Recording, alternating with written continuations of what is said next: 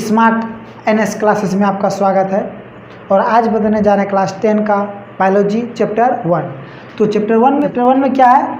पहला चैप्टर जैव प्रक्रम। क्या है? जैव प्रक्रम। ठीक है, तो जैव प्रक्रम क्या है पहले उसके बारे में जानना है। तो जैव प्रक्रम जीवों में कार्य लगातार होनी चाहिए, यानी जीवों में जो है कार्य लगातार होनी चाहिए।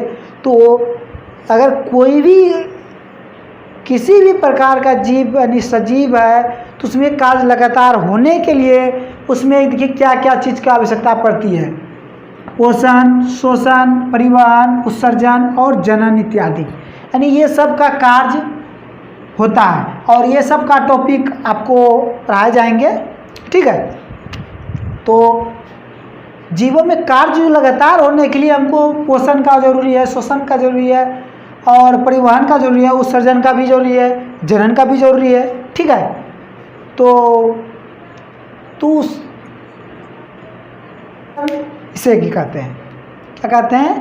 जैव प्रक्रम में जैव प्रक्रम व्हाट इज जैव प्रक्रम, यानी जैव प्रक्रम क्या है? तो जीवों में कार्य लगातार होनी चाहिए, उसमें लगातार होने के लिए क्या क्या आवश्यकता पड़ते हैं? पोषण, शोषण, परिवहन, उत्सर्जन और जनन इत्यादि का आवश्यकता पड़ते हैं हमको। यानी सजीव जीव जितना भी प्राणी है तो उसमें ये सब चीज़ों का आवश्यकता पड़ती है, उसे ही जैव प्रक्रम कहते हैं।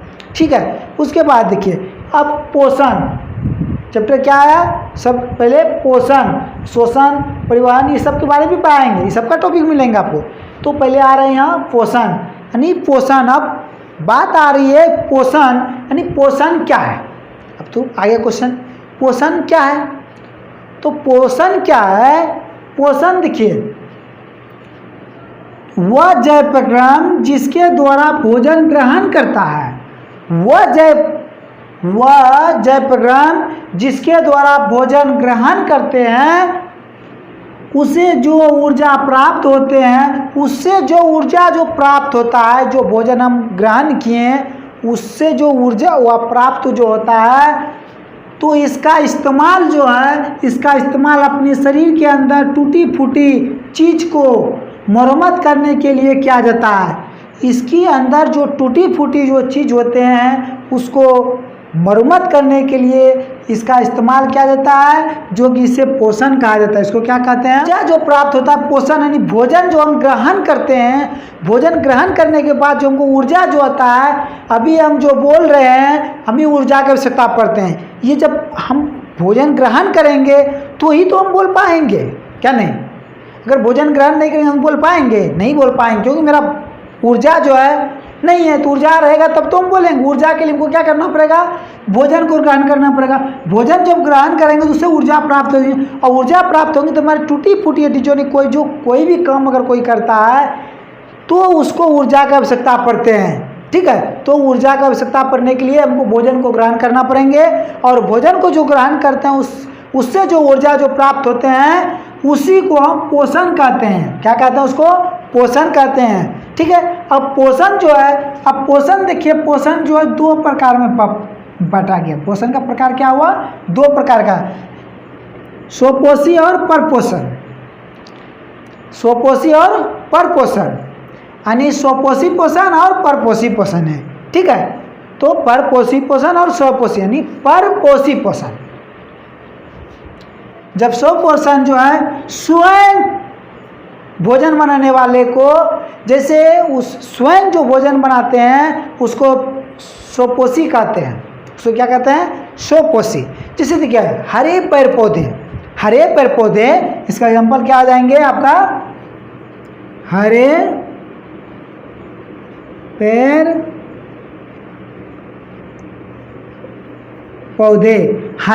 पौधे जो है स्वयं भोजन बनाते हैं तो उसको स्वपोषी पोषण कहते हैं। उसको क्या कहते हैं हम? स्वपोषी पोषण, क्योंकि वह स्वयं परपोषी पोषण जो है दूसरे के ऊपर निर्भर रहते हैं, तो उसी को परपोषी पोषण कहते हैं। जैसे हम देखिए मानव जीव जंतु जितना है वह दूसरे पे आधारित रहते, जैसे गाय ले लीजिए, भैंस ले लीजिए, ये सब जो है दूसरे के ऊपर आधारित रहते हैं। ठीक है, इसलिए परपोषी पोषण कहते हैं। ठीक है, अब परपोषी पोषण जो है 3 प्रकार का है, मृतजीवी पोषण, परजीवी पोषण, प्राणीय पोषण।